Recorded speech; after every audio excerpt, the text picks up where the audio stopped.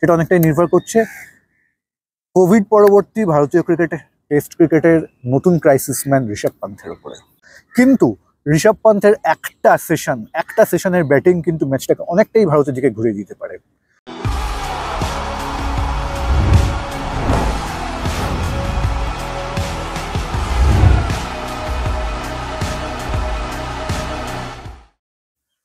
নমস্কার, উইলে আবার আপনাদের সকলকে স্বাগত জানাই। অস্ট্রেলিয়ার সিরিজের দ্বিতীয় টেস্ট, বর্ডার গাভাস্কার ট্রফির দ্বিতীয় টেস্ট, পিঙ্ক বল টেস্ট আক্ষরিক অর্থেই যেন ভারতের জন্য হেডেক হয়ে দাঁড়িয়েছে। দ্বিতীয় দিনের শেষে দ্বিতীয় ইনিংসে ব্যাট করতে নেমে ভারত অস্ট্রেলিয়ার থেকে এখন 29 রানে পিছিয়ে রয়েছে, হাতে রয়েছে 5টা উইকেট। ঋষভ পান্থ ছাড়া ভারতের প্রথম সারির সমস্ত ব্যাটার অলরেডি আউট হয়ে গেছেন।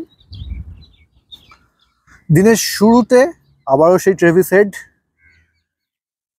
যেরকম ভাবে তিনি ত্রাতার ভূমিকায় এসেছিলেন WTC ফাইনালে, 50 ওভারের বিশ্বকাপের ফাইনাল ম্যাচে, আবারও খুব প্রয়োজনীয় দলের জন্য খুব প্রয়োজনীয় মুহূর্তে একটা দুরন্ত শতরান করে গেলেন তিনি। আর তার সঙ্গে তাকে যথেষ্ট সহযোগিতা করে গেলেন মার্নেস ল্যাবুশেল। ভারতীয় বোলিংয়ের স্কোর কার্ডটা দেখলে আজকে এই মুহূর্তে মানে দিনের শেষে স্কোর কার্ডটা দেখলে মনে হবে বা দেখা যাবে যে বুমরাও 4টে উইকেট পেয়েছেন, মোহাম্মদ সিরাজও 4টে উইকেট পেয়েছেন। কিন্তু কোথাও যেন একটা মনে হয় যে ইনিংসের শুরু থেকে যদি বুমরাকে যথেষ্ট সহযোগিতা করতেন বাকি বোলাররা, করতে পারতেন, তাহলে হয়তো অস্ট্রেলিয়াকে অনেক আগে আটকে রাখা যেত বা অস্ট্রেলিয়ার জন্য লিডটা এতটা হতো না। পিঙ্ক বল টেস্টে 150 রানের উপর লিড একটা যথেষ্ট বড় ব্যাপার। যাই হোক, দ্বিতীয় ইনিংসে ব্যাট করতে নেমে ভারতীয় টপ অর্ডার আবার ব্যর্থ। 4টে ইনিংস হয়ে গেল এই সিরিজে এখনো অব্দি। যশস্বী জয়সওয়াল এবং বিরাট কোহলি ওই পার্থের একটা ইনিংসটা ছাড়া বাকি ইনিংসগুলো কিন্তু ব্যর্থ। রোহিত শর্মা সিরিজের প্রথম টেস্ট খেললেন, মনে হলো না যে তিনি ফর্মে ফিরেছেন। সেই নিউজিল্যান্ডের বিরুদ্ধে দেশের মাঠে যেরকম ফর্মে দেখা গেছে সেই ফর্মেরই রয়েছেন বলে মনে হলো। গিলকে বরং তুলনায় অনেক ছন্দে দেখা গেল দুটো ইনিংসেই, কিন্তু দুর্ভাগ্যজনকভাবে বড় ইনিংস তার কাছ থেকে পাওয়া গেল না। অন্যদিকে KL রাহুল এই ইনিংসে তাড়াতাড়ি আউট হয়ে গেলেও প্রথম ইনিংসে বা তার আগে গত টেস্টে কেমন খেলেছেন সেটা আমরা জানি। তো অবশ্যই মোটের ওপর ভারতীয় টপ অর্ডার কিন্তু একটা চিন্তার জায়গা হয়ে যাচ্ছে বাকি সিরিজের বাকি সময়টার জন্য বলে মনে হয়।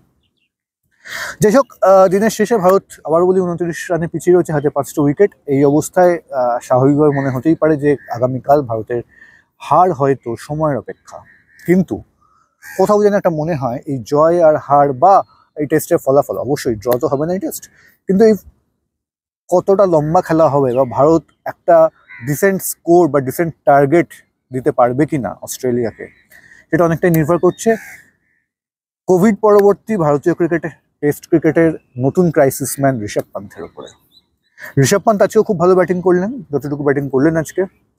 যদিও কালকে 24 ওভারে প্রায় নতুন পিঙ্ক বলটা আবার তাকে খেলতে হবে দিনের শুরুতে, কিন্তু তার কাছে এগুলো খুব একটা ম্যাটার করে বলে মনে হয় না। যেভাবে অন্তত আজকে শুরুটা করলেন ইনিংস, তাতে এগুলো তার কাছে ম্যাটার করে বলে মনে হয় না।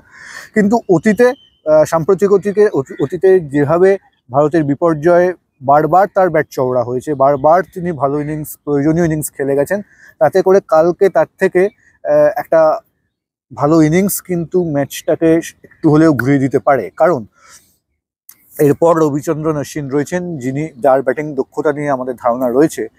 সুতরাং এই জুটি, এই নীতিশ রেড্ডি ঋষভ পান্থ জুটি যদি দিনটা ভালো শুরু করতে পারেন কাল, এবং প্রয়োজনে যদি রবিচন্দ্রন অশ্বিন ঋষভের সঙ্গে দাঁড়িয়ে যেতে পারেন, বা ঋষভ বা রেড্ডি যাই হোক না কেন,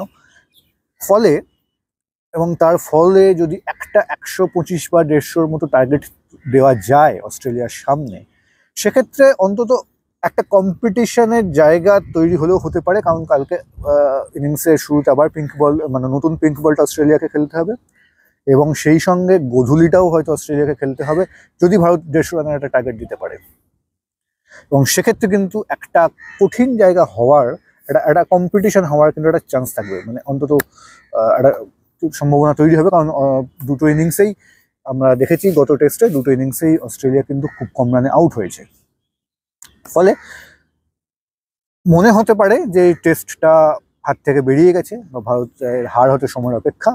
কিন্তু ঋষভ পান্থের একটা সেশনের ব্যাটিং কিন্তু ম্যাচটাকে অনেকটাই ভারতের দিকে ঘুরিয়ে দিতে পারে, বা একটা কম্পিটিশনের জায়গা হয়তো তৈরি করতে পারে। কারণ 150, জসপ্রীত বুমরা সঙ্গে যদি সিরাজ ছন্দে থাকেন, বারবার ট্রেভিস হেড কিন্তু খেলবেন না ইনিংস। ফলে ঋষভ পন্থ কালকে সকালে কেমন খেলছেন, বা এই জুটিটা, নীতিশ রেড্ডিও এই সিরিজে এখন অব্দি যথেষ্ট ভালো ব্যাট করেছেন, আবারও বলছি, ফলে এই জুটিটা কেমন খেলবে এবং এদের সঙ্গে যে থাকবেন তাকে অশ্বিন কতটা সহযোগিতা করতে পারবেন, এটার উপর কিন্তু অনেক কিছু দাঁড়িয়ে আছে এই টেস্টের জন্য। যদি একটা 150 টার্গেট অর্থাৎ 180 রান এখনো করতে হবে, সেক্ষেত্রে অসম্ভব কিন্তু কিছু নয়। কারণ আবারও বলছি, সেই ঋষভ পান্থ। আর যদি সেটা না হয়, সেক্ষেত্রে ব্রিসবেন টেস্ট শুরু হবে এক অবস্থায়, এটা নিয়ে কোনো সন্দেহের জায়গা।